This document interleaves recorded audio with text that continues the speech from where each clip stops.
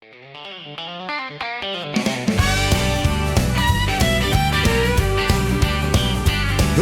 the top guy in the club for fishing every day? Fishinfrank. You say you want to catch some fish. Hey, boys and girls. I'm not my regular spot because Commissioner Chris Constance has been over there working the green screen. We finished the show, and Commissioner Chris Constance has been joining Captain Josh Olive and myself, Fishin Frank, owner of Fishin Frank's Bait and Tackle, and fishcoach.net. If you want somebody to ride with you in your boat, show you what to do, where to go, how to do all this stuff, Josh is very, very good at that. Help you figure that stuff out. Maybe help you even catch more fish. Maybe. Depends. That's the whole pretense of it. But for some reason or other, Commissioner Chris Constance, who is a doctor and a plastic surgeon. Yes, sir. He likes being a county commissioner. I am amazed at the intellect in this guy. We talk, we argue, we agree, we disagree, but we have a lot of fun. Why he wants to do it, I don't know, but he does, and he wants to get reelected, and we are really hoping he does because he's proved out to be more than a good friend of anglers who don't have a boat, anglers that do have a boat, but the angling community in general, all of us fishermen and women that go out, and he's fished from land quite a bit. You don't have a boat right now, 'cause I don't think you'd have time to use one. No. I mean, every time I talk to you, you're somewhere else doing something, and a lot of good causes. But election, this is going to be Friday or Saturday? Do you remember, Josh? Well, today is Thursday as we record this, and we put one up for Thursday, and then we had one for Friday. So this one could be for Saturday. Sure. Okay, so this is going to be up Saturday. So voting is this coming Monday. You can't vote on Sunday. But no, if it's Saturday, we can vote today, and then not until Tuesday, Election Day. So there's 4 early voting locations still open on Saturday, 7 a.m. to 7 p.m. South County, the Charlotte Harbor Event Center in Punta Gorda, the Mid-County Library on Forest Nelson, the Centennial Park location in Westport, and the West County Annex on San Casa, 7 a.m. to 7 p.m. Any registered voter is available. So after today, you can start voting on Tuesday. Right. Saturday is the last early voting day. Sunday and Monday are dark.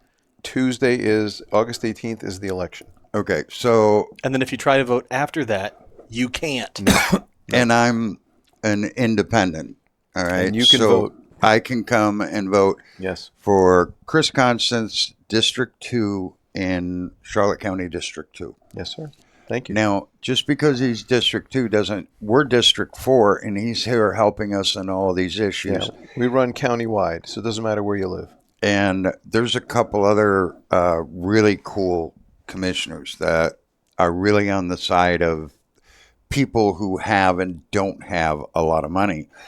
And you should be friends to everybody in the county. You shouldn't, I like the rich people and the developers. I'm going to do good for the poor. You should do good for everybody. And Chris has proved to me, and I believe to Josh, that he is on our side as people who have money, people who don't have money, access, non-access.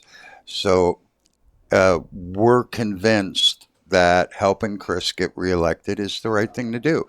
This is the first time in 42 years I've endorsed any political person at all.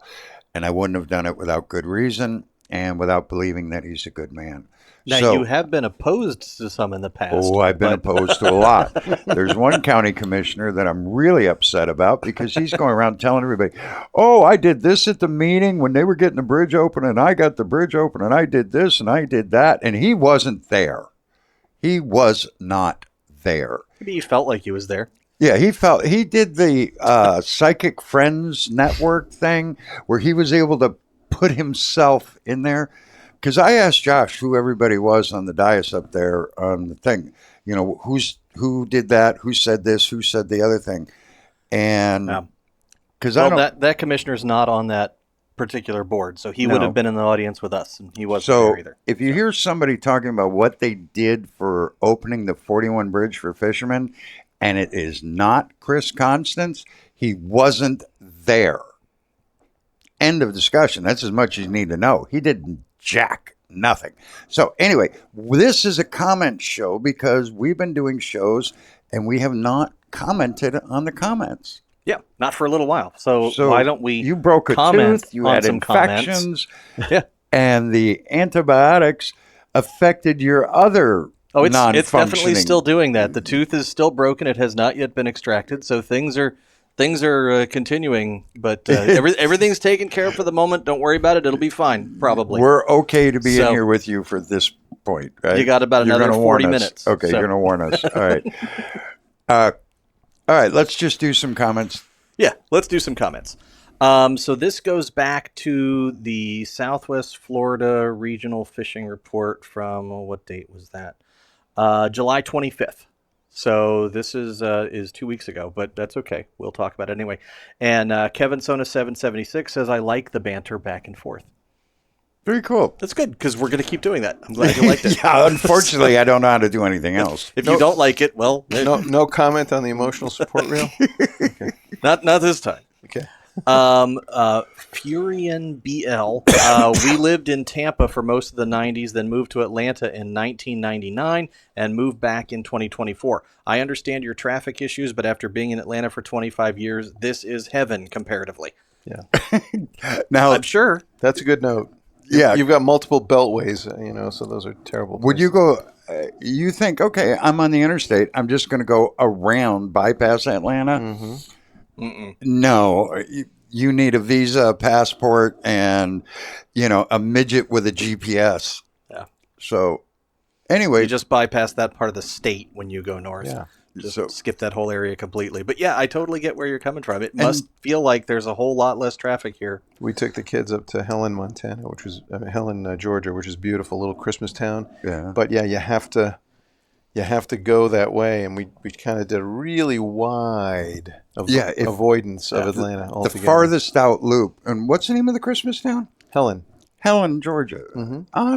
We'll have to go up there. What, they do a big Christmas? Actually, the whole town, every month it's a new theme. There's a Valentine's theme, there's an Easter theme, but it's really well known for its Christmas decorations, and it's just very cool. Well decorated, yeah. Well, I'll have to check that out. That sounds like something the wife would like. She loves Christmas stuff. She would love it. Okay, Helen, Georgia. An obscure chaos. Growing up on Lake Okeechobee, my grandfather taught us how to smell for the fish back in the 70s when he still owned the fish market. While deployed, those memories kept me close to home. We were talking about, you can go on Charlotte Harbor, and there are captains out here who are running the boat, and all of a sudden they smell it, and I call it fish farts because it's kind of what it is. But the fish put out these oils and stuff and all that, and probably part of their excretion, and it does float on the top and create a smell where you can actually smell the fish if it's in a big enough school that the fish are there because you're smelling the fish farts. Yeah.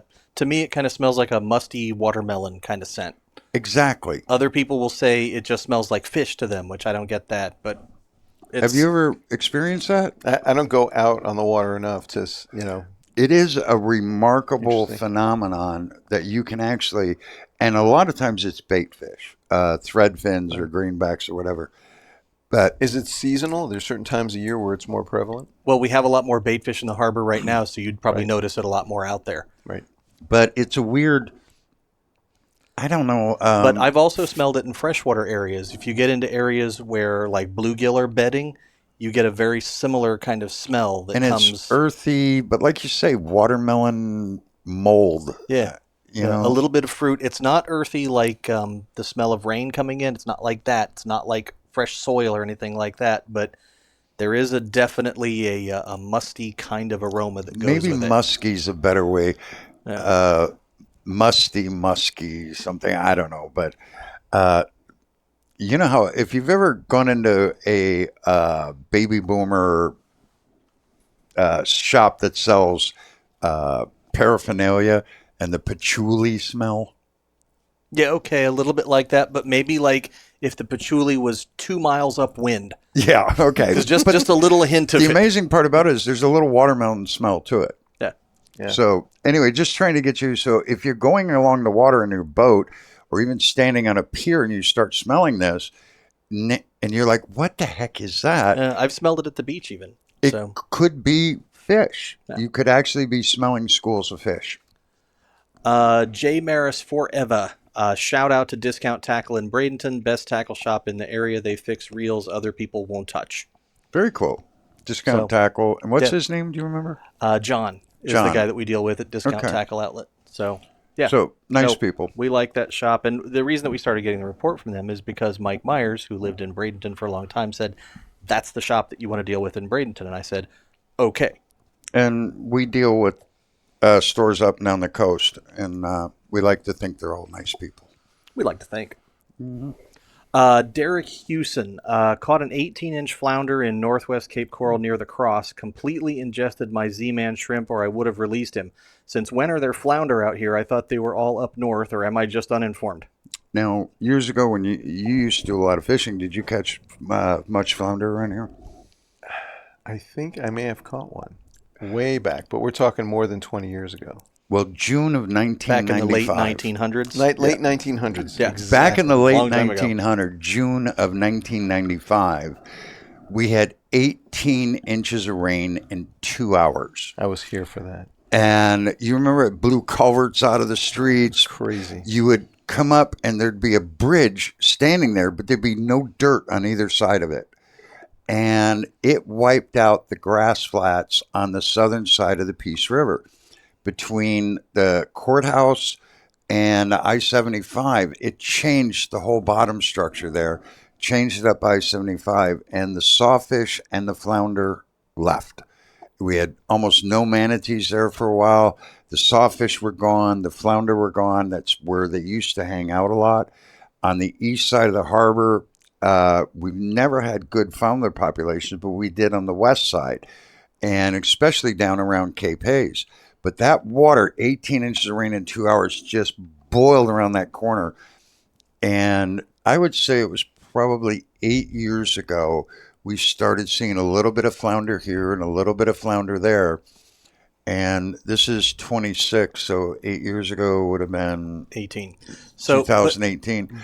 But from 95 to 18, we had almost no flounder. and when they do show up, it seems to be a particular area will get hot. Yep. So you find them, like, for example, around Three Sisters. Yep. And it'll be like, we fished there and we caught 3 flounder. And then one guy will say, yeah, I caught one there too. It was the weirdest thing. I never see a flounder. And usually they're caught by accidents because people don't fish for them. Because they there don't think has of been so few. But 3 records were broken right outside of Boca Grande Pass. One by Ralph Allen, one by Alan Ogle, and one by Alan Rubin. And they all broke Gulf Flounder records right there for biggest one. And the last 3 people, and I think one of them still holds it, but they all had Alan in their name. It was really crazy. Yeah. But Muddy Bay and from the phosphate docks up to the golf course, in the fall, if you go there in November, best shot for catching flounder. And right now, there are some out there in the surf off the beaches. Mm-hmm. It's the time of year that you expect to see them out there. And it could be Gulf flounder, which are usually smaller fish. Most of those are more like 10, 13 inches. Occasionally, you'll see one 16, 17 inches. But anything much bigger than that is probably a southern flounder, which gets up to a pretty good size. That's a fish that can reach 20 pounds realistically. And those guys broke the record on Gulf flounder. Yeah. Okay. It's funny, that weather event, though, I remember it because I remember watching the radar. It was this really thin line of showers, and it just moved right over Punta Gorda. It was, just kept going? Yeah, just a little thin just line. North and west of us was bright sunshine. South and east of us, bright sunshine, and it just went for hours.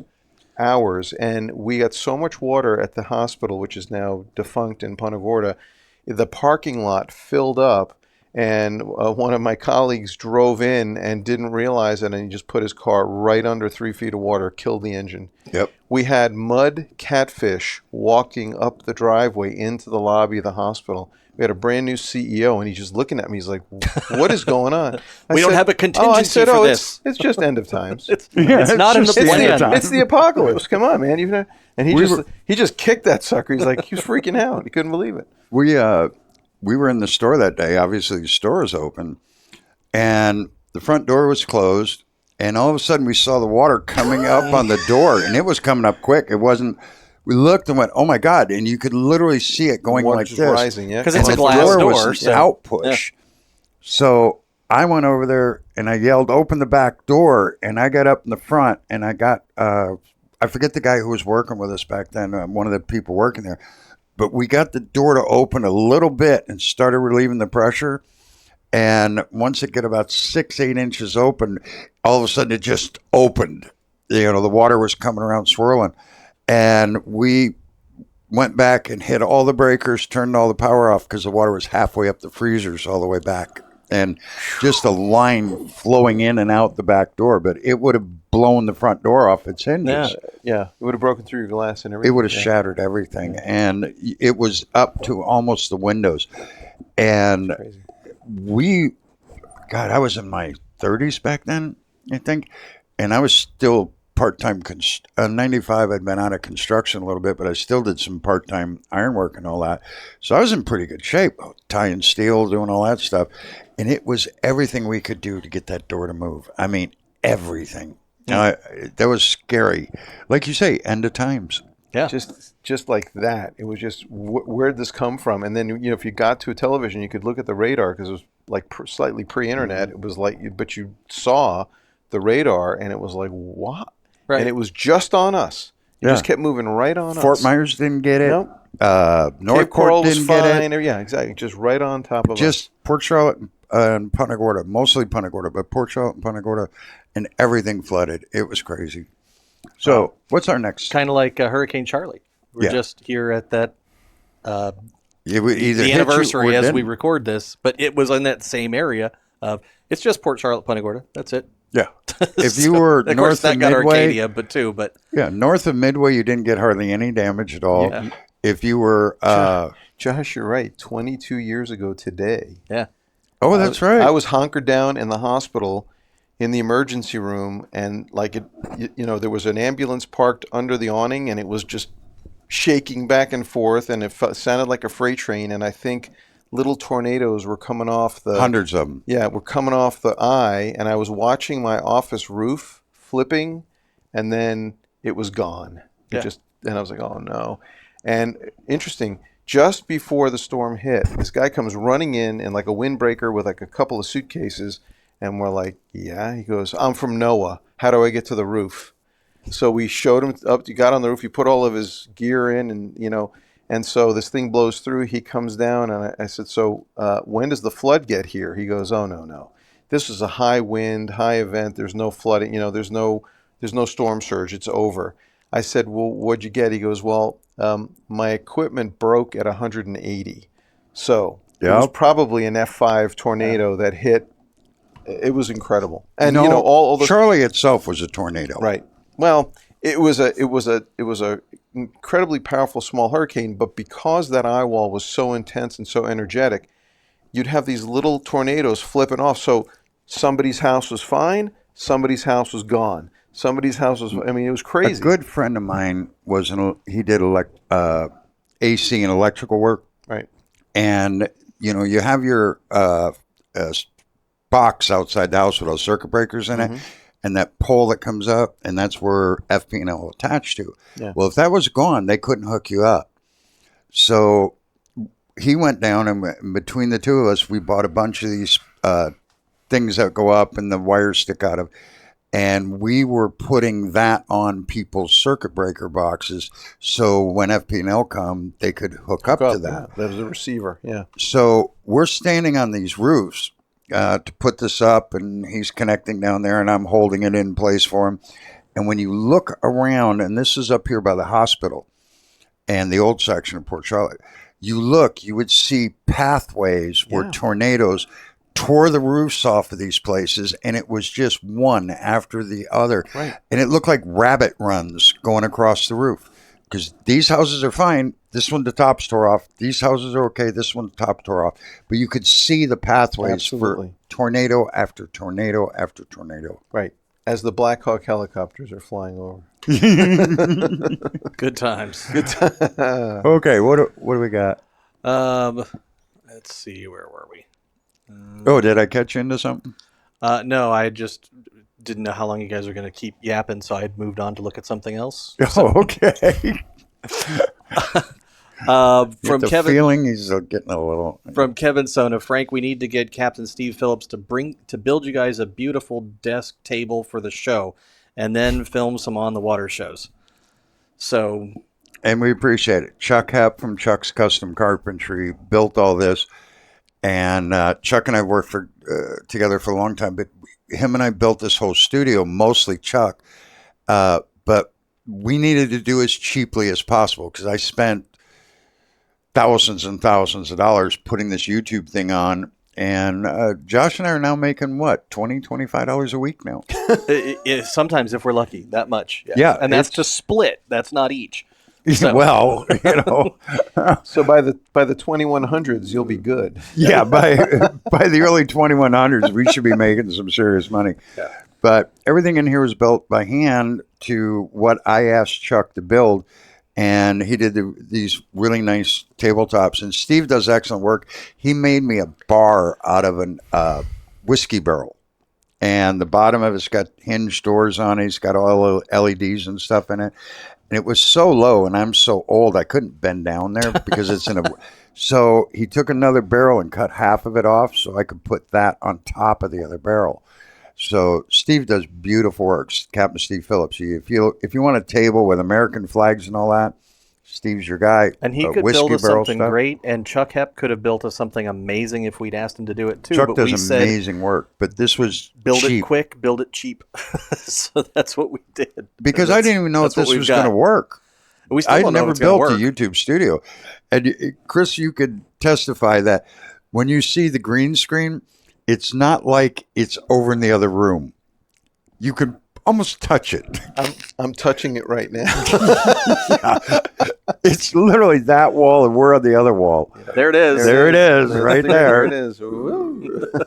So this isn't a big place. This is a little studio, but we had to build it for as little money as possible.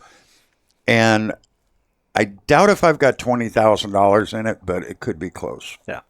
And you're right. We would like to film some on the water shows. It's coming at some point. Probably. We'll see. Maybe when we get Chris to come out with us. From An Obscure Chaos, shot a logo pic with the shine on your head to your email. Great show, guys. Yes, you did. And we have seen it. Let's see, I believe that's this image right here, which we've used a couple times on the show, but just to take a look at it there. Almost. Got to push there it is. Yep, there it is. There's the shiny head. A bait-eating day. Josh is a lure licker, by the way. He licks lures. He eats lures, but he likes to lick and eat lures. I ate this one lure one time, and no, you ate more than one. I nibbled the other one. Yeah, so. You nibbled a few. Okay. Was it a fruit roll-up? No, it's literally a... It's an edible lure. Okay. That they it's make not out of an edible lure. It says not for human consumption. But it's made entirely of things that can be eaten. There's no plastic in it. Biodegradable, non-toxic, it says. Yeah. And then right below said not for human consumption. So he was either trying to make a point or win a bet. No, he wanted to know what it tastes like. I wanted to see if a fish would want to eat it. So you take a bite and see. And he literally just wanted to know what it tastes like. And it doesn't taste great. And you thought I was the weird one. It's not that I can bad. honestly tell you, Chris has been looking at me like, yeah, Frank, you're a little off of it. Now he's learning. There's a reason Josh and I work together. In my youth, I had edible bait. It was called bread balls. And yes. you put a piece of bread. Yes, and, absolutely. I've been there, done that too. Okay. So yes, thank you, Mr. Chaos, for that. We appreciate that. And yes, getting the shine correct on my head, although you actually probably should have had a little bit bigger shiny spot there, but that's all right. I was thinking about some brown shoe polish. Give him a tan. Yeah. So Kevin has multiple comments because I guess Kevin just he posts whatever he's thinking when he thinks it. My guess is that Josh was conceived in San Diego. I would have said San Francisco, but Yeah. just a guess. Demand your state representative rein in the FLDOT when it comes to no fishing signs. And we didn't need the state representative. We have Commissioner Chris Constance, who he is working diligently. And we started out trying to get the 41 bridge open, and now we're working on other access points to do this. And it was great because we had the FDOT representative right there at the meeting, and basically you and the other commissioners said, "Hey, open it up," and they said, "Oh, okay, yeah, we could do that." I mean, it was really, I've been fortunate to be a member of that metropolitan planning organization for, I think, my whole career, 16 years, and I've been the chairman most of them. But having that connection to be able to pick up the phone, talk to the staff from the Florida Department of Transportation, say, hey, we have an issue here. I'm going to bring it up at the meeting. I'm not trying to, hamstring you. Just get ready for it. What are our options? What are our solutions? And the best part was having Commissioner DeSeo, Commissioner Doherty, both county commissioners, Commissioner T.J. Thornberry from the airport, and the Vice Mayor Polk from the city to be able to all agree, yeah, they should be able to fish. Let's fix this. So Doherty, Thornton, Doherty, Thornberry, DeSeo, and Polk. Yeah, they were awesome at the meeting. And so Constance, what were the other names? DeSeo and Doherty. Those are the three commissioners. Okay. If you hear somebody else taking credit for it. So, but here's how this works, okay? These were the guys that were there. You can't make the demand. You have to work with those folks to make things like that happen. If you go around demanding, I demand that you at FDO, it doesn't work that way. You don't sledgehammer anything. You talk to them and say, we need to find a middle ground. And here's the great part. Because we have such a good, long-standing, positive relationship with these guys, they know they want to work with us. They know that we want to come to a solution. They were really excited that we were willing to take some responsibility, because if the local municipality says, that's not our problem, it's a state issue, that's an answer. It is an answer. That's an answer. That's it keeps the fishermen off the bridge, but it's an answer. Yeah, it's an answer. Keeps the local government out of it. Hey, it's the state's problem. You fight with them. No, we'll get involved. We represent you. We'll figure this out. We'll get this fixed, and we did. And it's not a talking point. This is actually what happened. Yeah. So that's why Chris is here. And the first time. The rest of the time he's been here and doing all this stuff is just so Frank can abuse him. Really is what it comes down to. I like being able to abuse a county commissioner. It's just fun. And then Kevin has one more comment. Okay, I'm lost. What does Christmas treeing small baits mean? Okay, that's one that is kind of a weird reference. But when you think of it, picture a Christmas tree with a bunch of tinsel on it. You've gone around, you've draped the tinsel all the way around the Christmas tree from the point of it all the way on down where it widens out, and you see all these silver, sparkly tinsel everywhere. Now I want you to picture a cast net. Now, a number of years ago when I was chartering, I was out throwing my cast net, and I was using a 3/8 inch mash. So each square is 3/8 of an inch. But when you stretch the squares, it goes to a 1/2 inch. Now, I had been catching all this amazing bait, but it was a little bit smaller. So the 3/8, I'd get a few of the white bait that would be gilled on there. But to find the white bait, basically meaning their heads are small enough to stick through the mesh, but when they try to pull back out, their gill covers get stuck on either side. They get stuck because that's not what you want. Their body is bigger than their head, so the head goes through, but the body gets stuck. And their little necks are stuck in all these little holes. Well, finding the whitebait at that point, they were under a school of glass minnows. And glass minnows are little itty-bitty tiny things. And when I threw the 3/8 mash, it would go right through the glass minnows and capture the bigger bait underneath. Well, one day I threw my 1/4 inch mash, and this is from the lead weights up to the horn 10 feet long. So it's probably 20, 25 feet spread. And when I threw it, every one of those little glass minnows got their head stuck in a hole, and almost every hole was filled. Now, a light Christmas tree is when you only have a few bait fish stuck in there, but sometimes it literally looks, because you're holding the horn up and the net drapes down, it's bigger on the bottom, and every little hole has a little fish doing this, and it looks for all the world like a really pretty Christmas tree with It's very tinsel festive, all very over shimmery. it. And shimmery and festive, and then you know you're going to lay it out in the driveway. Got to let it all dry out because you're never getting them all out. And then you end up taking a plastic board. You got to scrape everything out and pressure clean and scrape and clean and fix. And it is a nightmare. It's horrific because you've killed all this bait for literally no reason other than a sheer accident. And not only do you feel bad, it's a lot of work. It's a nightmare, but a lot of bait stuck in a cast net is like the same shape, and it looks like tinsel on a Christmas tree. So when you Christmas tree a net, means you got all these little baits gilled in it. Don't do it if you can help it. Yeah. It's not good. And you'll think, oh, well, what's the difference? Wait till you do it once. Yeah. And you may be thinking, well, I'll just take them and I'll just squeeze their little gills and I'll push them back through the net. No, it doesn't work that way. No, it is nasty. All right, so we're going to move on to the next video here, this is the first one that we did with Chris and with Janie Duke, talking about the situation where the bridge was closed at that time. We said we have the meeting coming up. We'll see what happens there, but at that point we didn't know what was going to happen exactly. So, Hart Chris, brilliant. So glad you put this out there, Frank. I'm only part-time in Florida, but I depend on the piers and the beach. I fish at Placida Pier when I'm there. Great. Well, thank you, Chris. yeah, you won't be fishing at You're Placida welcome. Pier for a little while, unfortunately. Now, I know you can't vote, but tell your neighbors who can vote to go and vote for Chris. We want to keep him. Born to fish 24/7. Besides all the piers not being fixed for years, there are channel marker pilings that have been destroyed from 5 or 6 hurricanes ago that are still missing, or the green and red markers are gone. Very hard to see at night. The Placida area is very bad for unmarked channels. I see 2 or 3 people run aground every time I'm out in that area.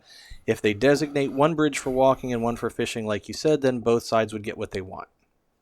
Very cool. Any comments to that? Is this for Placida, you say? Yeah, he said that it's the Placida He's area talking is about- bad for unmarked channels, but he's talking about there being multiple channel marker pilings that aren't that are missing, or that the markers themselves are gone. So that's something we need to bring up to the West Coast Inland Navigation District. Well, the problem with it is if he's speaking ones around Port Charlotte, most of those are private aids to navigation.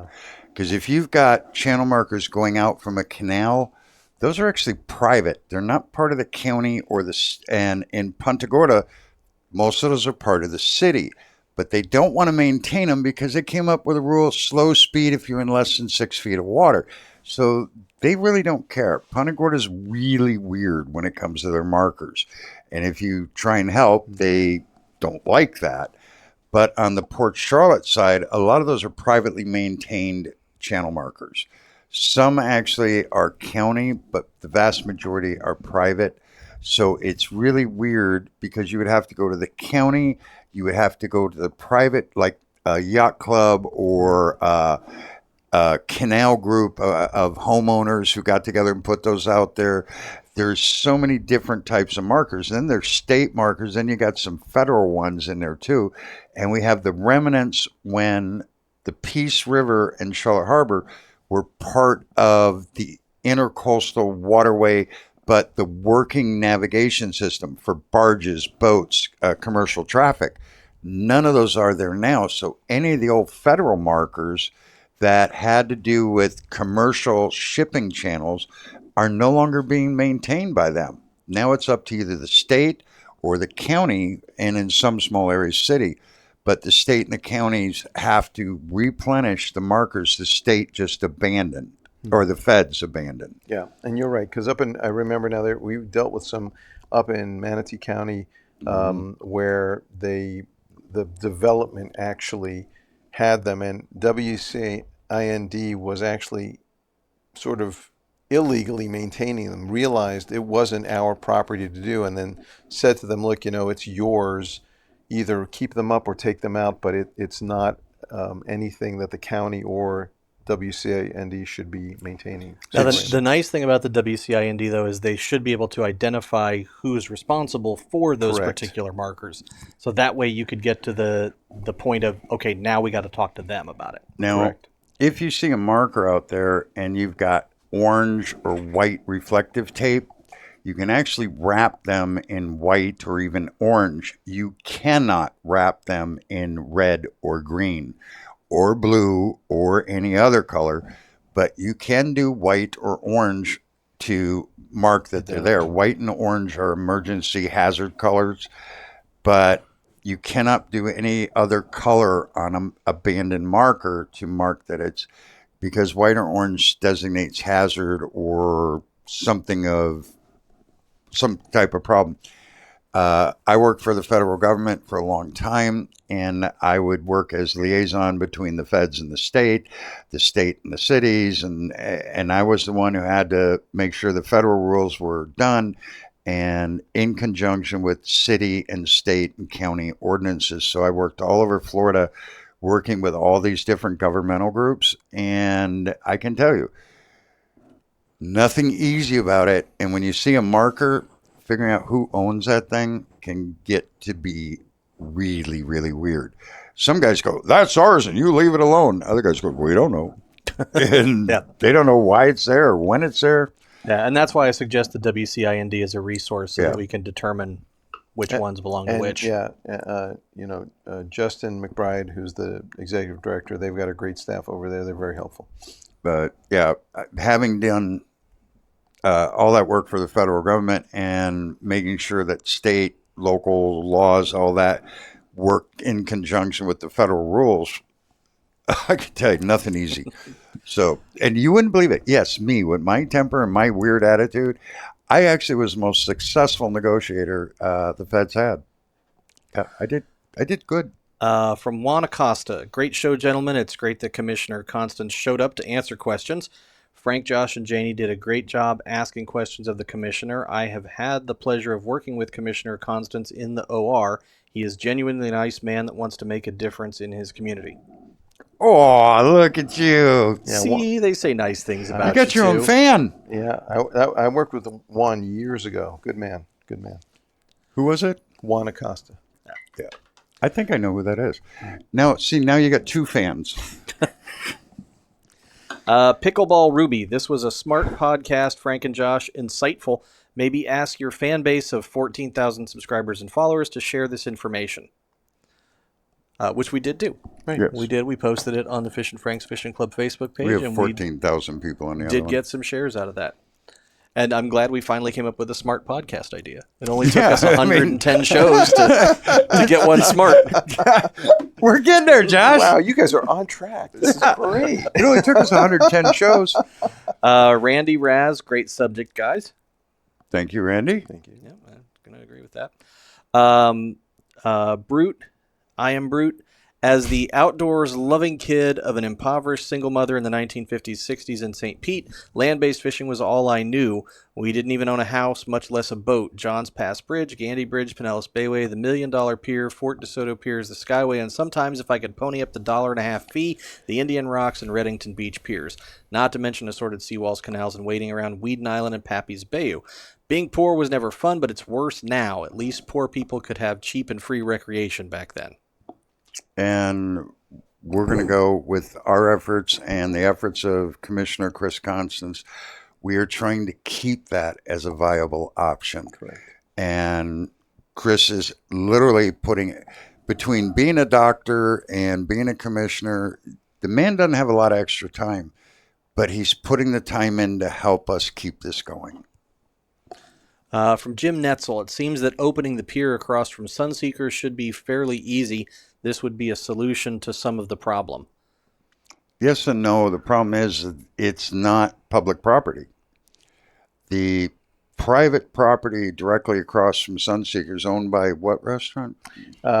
Whiskey Joe's, but the Live Oak Point Park is county property, where we just had that discussion that it's going out to a bidding for engineering. Once we get those plans, we'll be able to go out for Army Corps permitting, and then we'll be able to make a decision about what we're going to do, and then get out to a And construction So hopefully contract. 2 to 3 years. Yeah. If you review the video that we just posted, we discussed a lot of this. So that's one of the things that we talked about. Right. Okay. From Stephen Culver, good stuff. Good stuff. Thank you. Thank you, Steve. Thank you. From Sam E107Q. Why can't they put trash cans on the bridge? The damn road is covered with trash. I've picked up giant oil cans before. It's not just fish.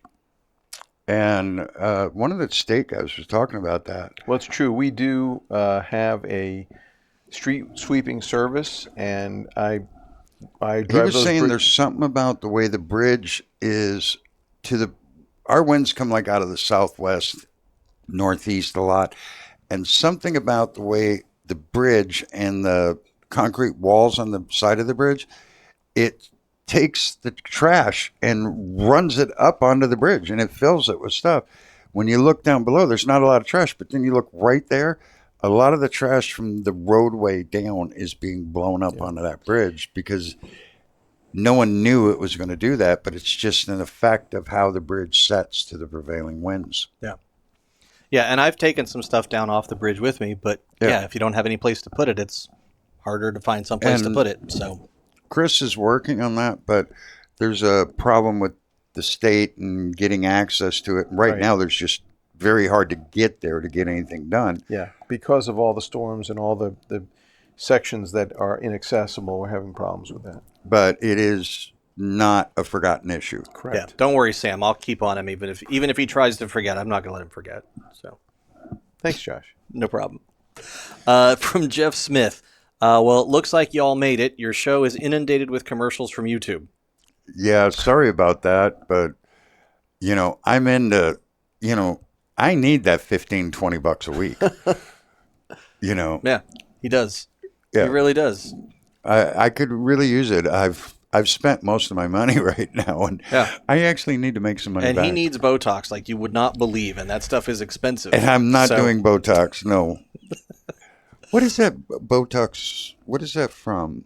It's botulinum toxin, so it's Yeah, but it's botulinum toxin, right? Yeah. Yeah. Now, I know it doesn't if hurt you want to just like puncture a can of beans and let it swell, and then just kind of take some of that and inject it in your face, it's the same thing. but they've proven that it doesn't hurt you, right? Oh no, it'll kill you. It'll kill you dead. I can tell you stories. There are people Okay. that have taken reagent grade Botox, which is like as pure as the stuff that you can buy, Right. Pharmaceutical, and diluted it, and they were using it. But there were some people that got the math wrong and used it on some ladies that stopped breathing and had to stay on a ventilator for 2 or 3 months until they were able to come back. So no, it is poison. It is poison. I don't know. I just, I inject myself with insulin and diabetic, and I'm sticking myself all the time. I'm not I care about the needles. I do that several times a day. But the thought of botulism, that word doesn't sound good, and toxin on top of it. Yeah. And you're going like this. Yeah. But if you run commercials, Hey. with lots of smiling ladies in it. It Absolutely. makes it wonderful. Yes. And then as you talk very quickly about all the potential side effects, up to and including death, But as long as the ladies are bicycling past, you'll pay attention to that. There you So, go. There you Okay. I don't know. It just freaks me out a little bit. I don't know that I get freaked out about much. And I don't blame women for getting it. I've seen some women who look a lot better with a little Botox. I've seen some that end up with the Wicked Witch of the West look that, oh, God. From Joe Scheffler, so sad to see Charlotte County not fixing anything for us, but they're doing everything for these builders. And Josh and I have talked about that a lot because we have several county commissioners who are developers, builders, and I'm not sure it's a good thing because while Charlotte County's done a very good job of the infrastructure of keeping the water so we have enough water to drink, they have desalination, they have wells, they have all kinds of stuff. Excellent numbers on water for us to live, because without water you die. And Pretty quickly. pretty reasonable numbers. Not as fast as on, botulism, but pretty quickly. Yeah, pretty reasonable numbers on sewage treatment. I'm not going to give them, I'm going to give them 60, 70% on sewage treatment. They're doing much better than Sarasota. You get up around Tampa and St. Pete, they're horrible on sewage treatment. They're making you hook up to these places that are literally dumping raw sewage back into the Gulf because they can't handle it, but you have to hook up to them, where it'd be much better off to have a well-run septic tank. Now, Charlotte County's on the border between having enough sewage capacity and making people hooked up. But do you know, are they going to be expanding the sewage treatment again? We are currently doing that right now. We have a massive expansion at the Eastport plant, which is just on the west side of the Peace River, sort of Loveland area. Right. So they used to have spray fields. Now we don't do that anymore. So we're doing, high capacity treatment. We're going to be increasing treatment down in the Burnt Store area as well. We've got plenty of water for now as far as potable through the Peace River system. We want to be expanding our potable water through Burnt Store and as well West County and water treatment in West County. It's just very expensive, and we're trying to put it online. What I will say this to that comment is, number one, you can check the record. I am by far the commissioner that consistently votes against increased development. I have the most no votes of anybody out there. I want to make sure that we have roads and water capacity and all those things so that we can grow smartly. Before we have all these stupid developments. Before all this stuff comes in. And I had a big influence on making sure, because we have taxpayers and we have ratepayers. So the ratepayers are the ones paying for the utility. And I didn't want ratepayers to be paying more to expand the system for somebody else. Well, I said, that makes no sense to me. Charlotte Harbor Water did to us. They got a big development between Kings Highway and Harborview, right. And then they had Sunseekers go in. So they said, oh, it's just an annual rate adjustment.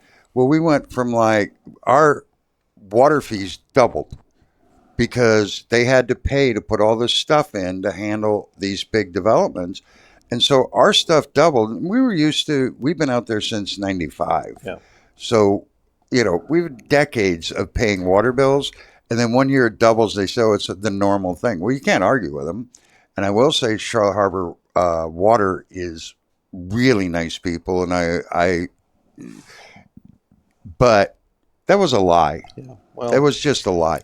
But I give Charlotte County, you guys, the commissioners, we have enough water we sell to other counties. People don't realize how many counties truly depend on Charlotte. If it wasn't for Charlotte County, parts of Lee County wouldn't have water, parts of Sarasota County wouldn't have water. Potable drinking water, that is. You guys do enough where they can sell some of that. Yeah, we're part of the Water Authority, so we have the 5 members in Manatee, Sarasota, Charlotte, and DeSoto. DeSoto always needs a little bit of water. Sarasota needs extra water if they can get it. And then you're talking also of Cape Coral, which we don't sell them water, but they have worked out an agreement with some private concerns to push water down, storm water, into their area because it's very dry. So yeah, there's a collaboration. I mean, we're always very regional with what we do. Yeah. So Charlotte County, for me, gets very good marks on potable water availability and sewage treatment, much more so than the other counties around us. I mean, and I'm glad you brought it up because I think I was in office 2 years and I said we need a blue water strategy, and I pushed this 5 years ago. Plus, we got our Brandon Moody as our water management director, so that he's looking at what's polluting the waterways. It's coming some from Cocoa Plum. We're hoping to find a really good reason why the water is, getting nasty. Yeah, there's algae. Why is that? 100 years ago, you could see the bottom of every body of water in the state of Florida easily. Right. So we're realizing we want to stop that point source of pollution, and what we're doing is we're sewering the rim of around Charlotte Harbor to make sure that we're keeping the bad stuff out, and it's just going to take time to get that accomplished. But we had a 15-year sewer plan. We're through, I think, year 12, and we're recycling and coming up with our next plan. So it's slow, but it's been effective. We're getting there. Well, you wouldn't think a guy in a bait shop would keep up to this, but I'm the guy in the impressed. bait shop, I'm impressed. I but if rely our- on every body of water to catch fish, or I go out of business. Yeah, I have to be aware of what's that going is on. our bread and butter. That is why people move here. That's why people visit here. If we don't have clean water to play and fish and enjoy, I've even been out scuba diving off Englewood. It's great when you hit those, hit box cars or power pole, and you're down there and you've got Goliath grouper, and that there's a big sunken barge. Thank you.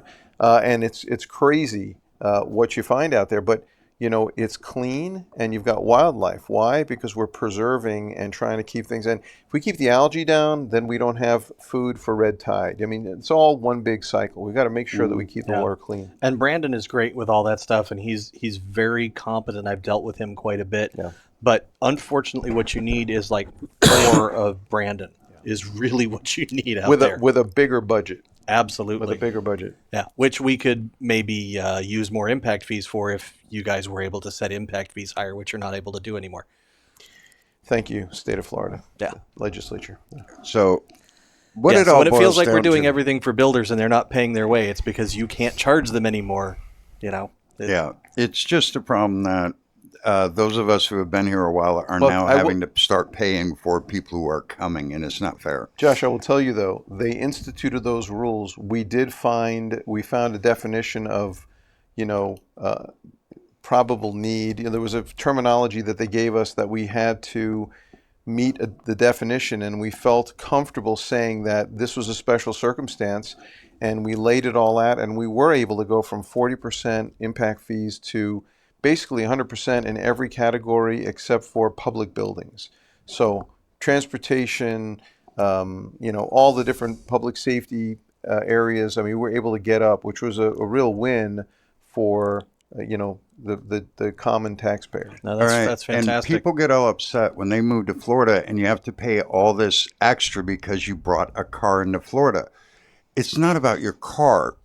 If there's 50 people live in an area and they're using a 2-lane road, and that's fine. But what happens when that 50 people turns into 400? Now the 2-lane road doesn't work. You've got to go 4 lanes, exits, turns. All that has to be rebuilt by somebody. And is it really, us that I've lived here since 79 or 80, and I pay a lot in taxes. We're not cheap on taxes, but these fees are to build the extra roads it takes to accommodate all the extra people. Yep. And it's sewage, water, roads. I mean, it's a lot. And Florida's building out quickly, and we all pay a lot. We overpay in taxes. And you've probably been at a meeting where I've gone in and asked them directly, why aren't you getting this fishing stuff done? Because the water's the important thing. And I've asked the commissioners if they realize that we get 4 to 5 times the taxes in Port Charlotte that they do in Wauchula or Avon Park. And I've always wondered if they thought it was because they were commissioner, that they were just so special that people would pay all this extra money, or maybe it was the water access. So tourism in Charlotte County is so important. It decreases everybody's property tax bill on average by $865 a year. And we don't have piers to draw them. Yeah. So We're I'm working glad on it. you're on We're our working on side. it. We I'm know glad you're we're working on it. Frank But just can't help but dig. I Just gotta how he dig. is. It's the reason I'm endorsing Commissioner Constance for the county commissioner is because he takes this stuff and he looks at me and goes, I know you mean well. You're an asshole, but I know you mean well. Don't put words in my mouth. I know you mean well, but I'll stop there. I know you mean well, Frank.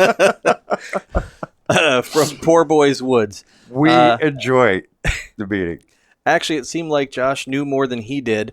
I say we show the power of sportsmen and fishermen by re-electing the guy on here and getting rid of the other commissioner. If we can remove the other commissioner, it will show the power that us fishermen have.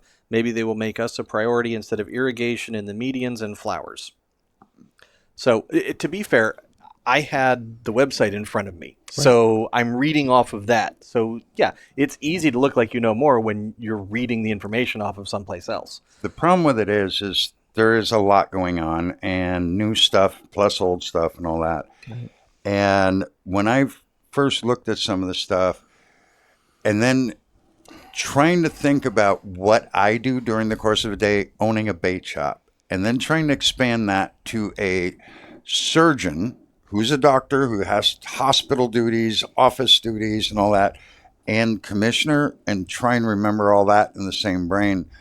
And I went, man, I don't know how you keep track of any of it. Just think about everything in the shop, right? Do you know everything about everything in the shop? Times 2,000 for him. Yeah. So I get it. But you're doing great. You mean what you say, and you do what you say, and we're behind you. I appreciate it. And, you talk about doctors, so I'm chief of staff over at the Advent facility, and the other thing I really want to get done in the next 4 years is make sure they get that hospital built in Punta Gorda. Brand new hospital. Make sure they get the hospital that they're talking about just over the line in Northport, just north of the Kia dealer. Yeah. Because we need to continue to improve the healthcare in this area, and I just want to be there to help them. I hate to say it, but Fawcett ain't getting it. Sorry, but yeah, the one up by Northport. Well, they're gonna build an ER just over the line in Northport. They're gonna build one on Jones Loop in Punta Gorda. And right after those, really? Yeah, right after they're built, right next to the Aldi's, right after they're built, they're building a hospital with them. So I think construction finishes on the ER, and pretty much the next day they're going to start building the hospitals because they have to have beds. They're going to be bringing in more people. Yeah, I like the idea of the one in Jones Loop. Yeah, that's a really good spot. It's a great spot. We've got. Because everybody from Burnstall Road can come up and get medical care. Right. Everybody from the ranchettes. I mean, it's all of Punta Gorda has been starved out since Helene and Milton. And it's we're coming up on 2 years now. Are they going to tear down the old hospital in Punta Gorda? Or are they still don't know. I don't know if there's a suitor to purchase it or if they're going to knock it. That's still up in the air. Haven't heard yet. I would say at this point, if knock that down, build something new. Yeah. I don't think they can it's very low building. Lying there. That's very the low. problem. That's the problem. They need to be all up on stilts, 12 feet, and then have they access. get a great view. So that's on the other side of the mangroves. You take it up at one level. That's beautiful out there. Yeah. But you didn't need a hurricane to have flooding issues down that area. No. So let's. Charles Curry, Charlotte County is a fishing and boating community. Period. Any disagreement? Agreed. Okay. Sterling House wash pressure. It takes so long because the politicians are creating ways to steal your tax dollars in the process, and during construction kickbacks, it's that simple. Bayshore Pier can be built without a crazy engineered plan since it's designed to minimal spec like all other projects. I'm going to go, I don't think our county commissioners are getting kickbacks. No. I can promise you I don't believe it's a common belief because this one got 8, yes, that's true, reactions to it. But here's the thing. My thing is I just don't believe that happens in Charlotte County. I believe there's other enhancements that are not kickbacks, but I don't believe there's kickbacks going on. What drives me, what should drive anybody in this position is we take an oath to uphold the Constitution of the United States of America and the state of Florida. We are concerned with the health, welfare, and safety of the citizens. So we can't just put a pier back up. It's got to be built to specific standards. Unfortunately, government runs slowly. It's very methodical in how it works. It's expensive because we when we go out to go for an engineering bid, we don't get to do it based on dollars. We select the firm based on qualifications. That's just part of CNA, capital needs, and how things work and it's the state deciding. We can't go by the numbers. So we're stuck. We pick an engineering firm, and then they negotiate what they're going to get paid to design the project. That adds a lot of expense. Yeah, and I know a lot of I people do thought that they believe- just wanted to go out after this and bring a bunch of lumber and some hammers and let's put those piers back up. Yeah. But unfortunately, it doesn't work We that wish way. it could work that way. I do believe that there are decisions made at some of the commissioner levels that do enhance some of the development of the area, which as a byproduct would make some of their stuff more profitable. But you have to disclose that. Okay. So if you make it, if you vote on something and you're gonna inure a benefit, you have to disclose it, and then you have to recuse yourself from the vote. You can talk about it during the meeting, but I've recused myself on votes. Commissioner Teseo has recused himself on a bunch of votes.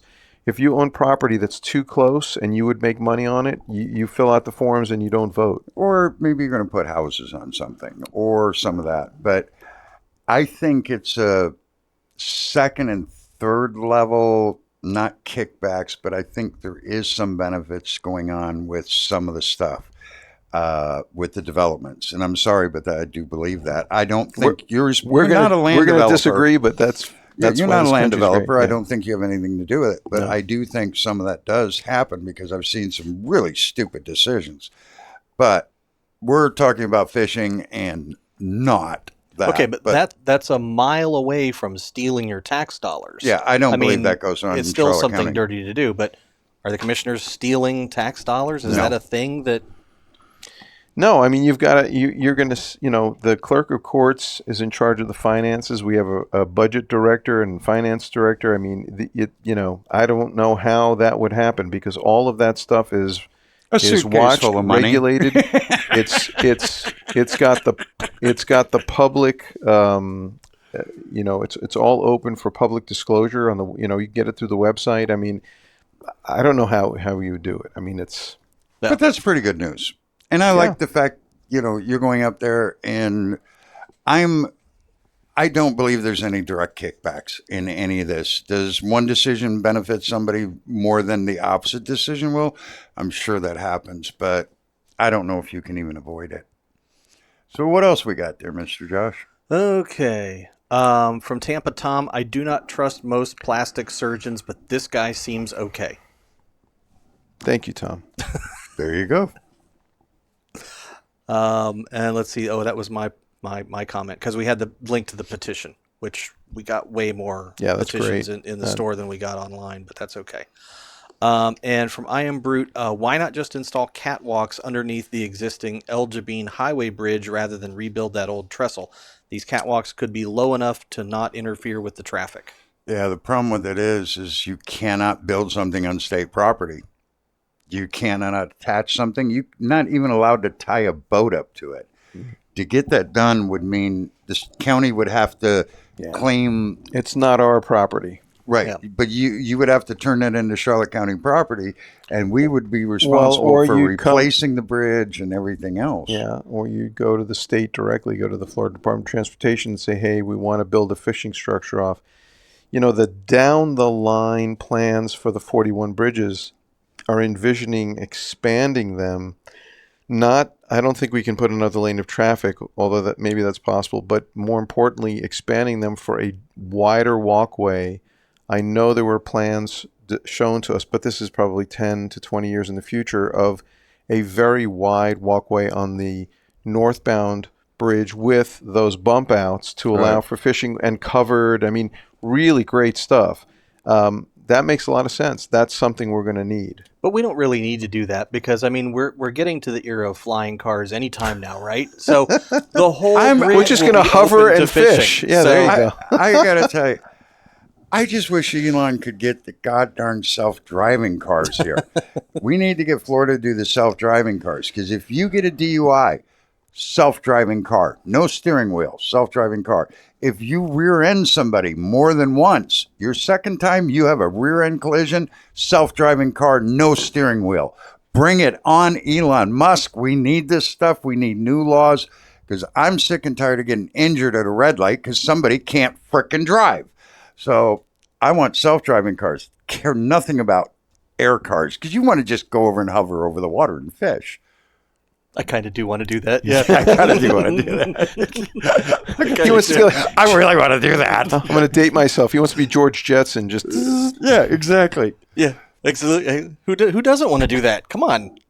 Yeah, okay. I want to do Yeah, it too. you want to do it too. Of course. But you I do. still want Elon to bring the self-driving cars in, because I don't want anybody who has two rear end somebody twice to ever have a drivable car Well, again. Elon's too busy planning to go to Mars. It's going to have to be somebody else that stop brings the texting self-driving and cars. driving. That's the thing.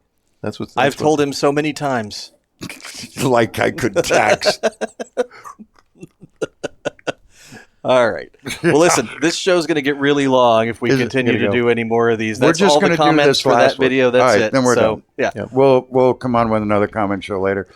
I would like you to comment on the comment show. Yeah, so if it's, hey, I had a great time. I appreciate being invited here to do this with you guys. And if the folks watching this, if it's Saturday before 7 p.m., you can still vote early at the 4 locations. We'll set this up for Saturday morning. Yeah, Charlotte Harbor Event Center, the Mid-County Library, Centennial Park in Westport, and West County Annex on San Casa. So whether you're Republican, Democrat, As long as you are a registered voter, you can help me out. I appreciate it. Please, if you like to fish, and if you're watching this, you obviously like to fish. Either that or you have some kind of sadistic thing about, Maybe abusing they just your like brain. you. So Well, I don't know there's a short list of people. So this is Captain Josh Olive, the Fish Coach. You can go to fishcoach.net. Like, you're going to net up a really great Like experience. netting. Yeah. Yeah. So fishcoach.net. Josh will go out in the boat with you, show you where to go. He has fees for all that, but it's well worth it. This is our county commissioner, Chris Constance, and he's doing a great job. We've had a lot of fun working together over the past few weeks, and for the first time in my history, I'm Fishin Frank, owner of Fishin Frank's Bait and Tackle, and I'm going out on a political limb and asking you this coming week on Tuesday to go vote for Chris. We've had a lot of fun. I think he actually believes what he says he's doing, and Yeah, we'll see if he ever it's comes back after this level of abuse that he got on this show. But but what's he? I think he's going to be good for us, and I think it's the right thing to do. So go vote for Chris Constance, and try not to hate me too much for doing a political show, because sometimes you just do what you think is right. And that's what I'm doing.